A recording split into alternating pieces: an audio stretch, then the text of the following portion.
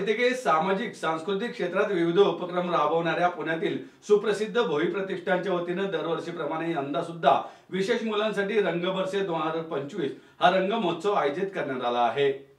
यामध्ये विशेष मुले, रेल्वे प्लॅटफॉर्मवर बूट पॉलिश करणारी मुले, देवदासी भगिनींची मुले, रस्त्यावर डोंबाऱ्याचा खेळ करणारी मुले, अंध मुले, अपंग मुले, ऊस तोडणी कामगारांची मुले, कातकरी समाजातील मुले अशा विविध क्षेत्रातील सुमारे 2000 मुले सहभागी होऊन रंग महोत्सवाचा आनंद लुटणार आहेत। यंदा या उपक्रमाचे 30वे वर्ष आहे। या मुलांबरोबर रंगात न्हाऊन आनंद लुटण्यासाठी साहित्य, कला, संस्कृती, क्रीडा, राजकीय, प्रशासन, पोलीस, पत्रकारिता या विविध क्षेत्रातील मान्यवर आपला मोठेपणा बाजूला ठेवून मनसोक्त सहभागी होणार आहेत।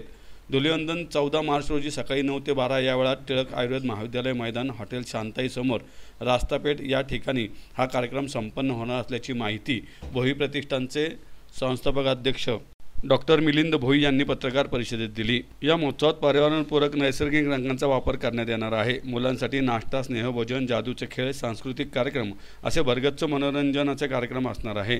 याशिवाय पोलीस बँडनेही मुलांचे स्वागत करण्यात येणार आहे।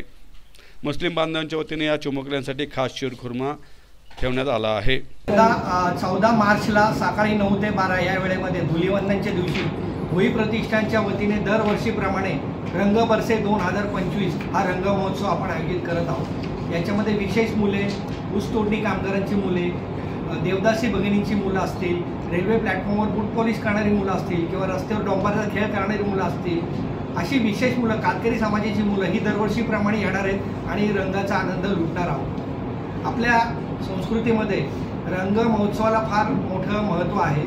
सगळ्यांनी एकाच रंगात रंगून जाणं आणि आनंद लुटणं हा याच्या मागचा उद्देश आहे। यंदा सुद्धा अशी साधारणपणे 2000 मुलं रंग खेळणार आहेत आणि पुण्यातील सर्व क्षेत्रातील मान्यवर, साहित्य, कला, प्रशासन, पोलीस, क्रीडा, राजकीय सगळ्या क्षेत्रातील मान्यवर व्यक्ती इथे येणार आहेत। आपला मोठेपणा बाजूला ठेवून या छोट्या मुलांबरोबर रंग खेळणार आहे। यंदा काही वृद्धाश्रमांना आम्ही कॉन्टॅक्ट केलेला आहे, तिथले आजी आजोबा सुद्धा या मुलांबरोबर रंग खेळायला येणार आहेत। म्हणजे वृद्धाश्रम असतील, चैतन्य आशा क्लब सारखा ज्येष्ठ नागरिक संघ असेल, अशी सगळी मंडळी या मुलांबरोबर रंग खेळायला येणार आहेत। मी या माध्यमातून सर्व पुणेकरांना अशी विनंती करतो की आपण सर्वजण या, आमच्या मुलांच्या चेहऱ्यावरचा रंगाचा आनंद वाढवा, तुम्ही स्वतः एन्जॉय करा।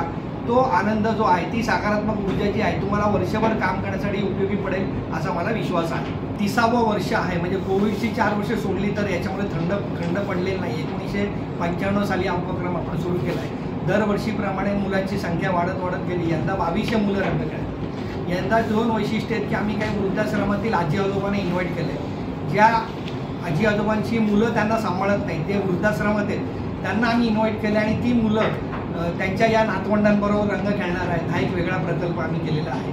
आणि दुसरी गोष्ट म्हणजे यंदा प्रयागराजला जो महाकुंभ झाला, त्याच्यामधलं गंगेचं पाणी आम्ही घेऊन आलेलो आहोत आणि या मुलांना त्याचं ते आधी शिंपडून किंवा त्यांच्यावर वर्षाव करून मग ही मुलं रंग खेळायला सुरुवात करणार आहेत। मला वाटतं की एक वेगळी भावना याच्याद्वारे आम्ही व्यक्त करतो।